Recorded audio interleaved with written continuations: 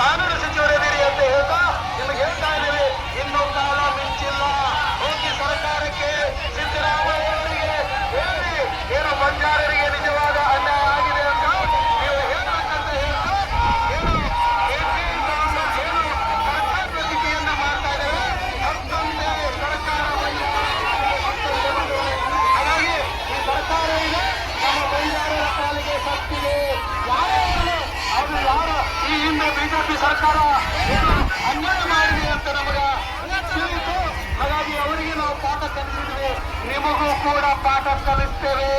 ಹಾಗಾಗಿ ಎಲ್ಲ ಸರ್ಕಾರದ ಎಲ್ಲ ಏನು ರಾಜಕೀಯ ಪ್ರತಿನಿಧಿಗಳಿದ್ದೀರಿ, ರಾಜಕೀಯ ಪ್ರತಿನಿಧಿಗಳು ಬಂಜಾರರ ಋಣದಲ್ಲಿದ್ದೀರಿ. ಹಾಗಾಗಿ ನಾವು ಈ ಬೃಹತ್ ಪ್ರತಿಭಟನೆಯ ಮೂಲಕ ಒಂದು ಎಚ್ಚರಿಕೆಯನ್ನ ಕೊಡ್ತಾ ಇದ್ದೇವೆ ಮಾನ್ಯ ಸಿದ್ದರಾಮಯ್ಯನವರೇ. ಯಾಕಂದ್ರೆ 136 ಸೀಟು ಯಾರ್ದು ಸಮಯ, ಯಾರ್ದು